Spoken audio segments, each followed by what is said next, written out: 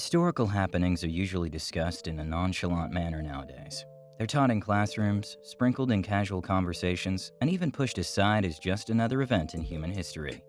However, there have been events that were so extreme and unpredictable that they were given a name: Black Swan events. People who witnessed events such as the 9/11 attack, stock market crash, or even the rise of the internet would say that all these brought their own effects to humankind. But it is possible to prepare for these types of events. In this book, we find out how to prepare for the next big event. Here are the top 7 lessons from the book The Black Swan by NASSIM Nicholas Taleb. Lesson 1. Finding black swans. In the past, most people only saw white swans. Thus, whenever something was called a black swan, then it meant that it was impossible. However, in 1697, some European explorers found an actual black swan. This event then changed the meaning of black swan to something that's unpredictable, based on evidence gathered. The author further defines these black swan events to happenings that are unexpected, have a huge impact on the world, and are later given explanations on why they happened. Lesson 2. Living in an extreme world. The author says we live in 2 separate worlds. The first one is the world he believes humans come from, and where most things are equal and similar, the mediocristan. This is where most natural things come in. For example, weight of animals and plants or human height. Salaries of conventional jobs such as retail, welding, and plumbing also reside in this type of world. On the other hand, NASSIM Taleb believes that we are slowly moving into a world where extreme outliers actually have a huge impact on everyone. This type of world is what he calls the extremistan. The world today is mostly like this. Imagine the richest persons alive just make up 1% of the world's population.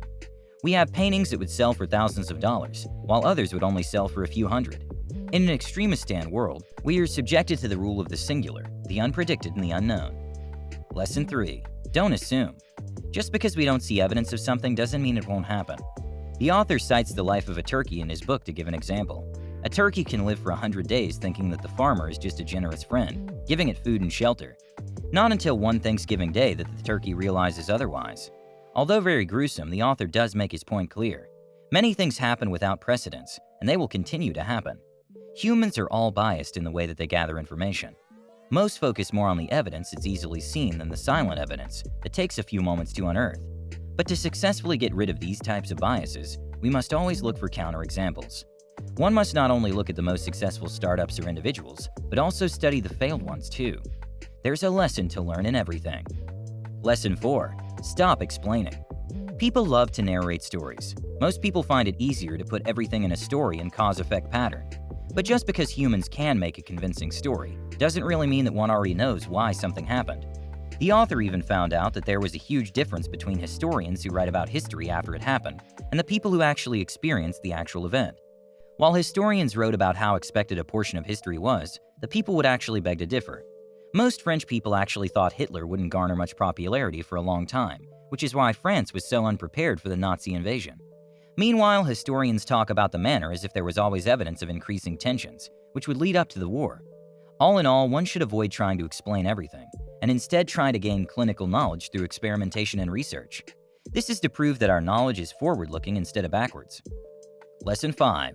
Avoid relying on models. A lot of experts believe that their risks can be seen in their models and graphs. Most risk forecasters use bell curves.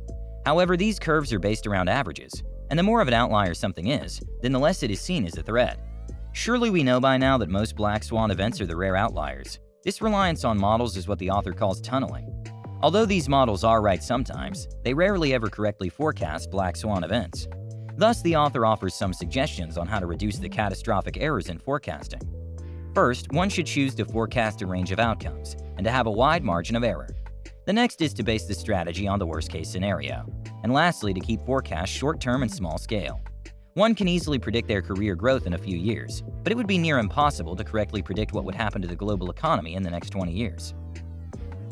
Lesson 6. Be flexible. It was mentioned a moment ago that we live in 2 worlds, mediocristan and extremistan. Working in the mediocristan world does guarantee an income with no dramatic change, but these types of jobs aren't the most stable. For example, manufacturing workers used to be sought after and had one of the best jobs. However, after companies went overseas, many workers in the industry found themselves jobless. To avoid this type of fate in mediocristan jobs, one must make sure to not overly specialize in one area and to have knowledge in multiple roles. On the other hand, working in the extremistan world doesn't guarantee a stable and large pay from the get-go.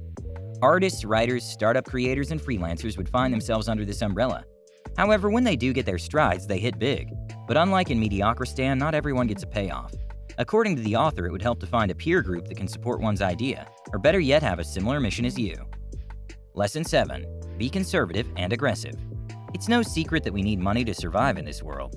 Whatever happens, we would still need currency to buy food and shelter. What Taleb advises the readers is to balance risk and return. It's okay to be conservative and aggressive in the author's book. However, to ensure one's survival in case of black swan events, it's advised to put 90% of one's money into very safe investments. This would mean that you know you can still have your money back whenever you need it. The 10% can then go to high-risk, high-return investments. One can't really predict if a certain company or investment will pay off, but since anything can really happen, then even a positive black swan can come. In conclusion, this book shows us that anything can really happen, and we can't really predict what's going to happen. Instead, what we can do is to prepare ourselves and to live life as it comes. One can't really over-prepare, but it's nice to have a coat ready whenever the cold season arrives. Have you had a personal black swan event? Tell me in the comments section. Thank you for listening. If you like the book summary and you want to see more in this category, please like and subscribe so I can create more. You can also get a free copy of the entire audiobook by clicking the link in the description. Until next time.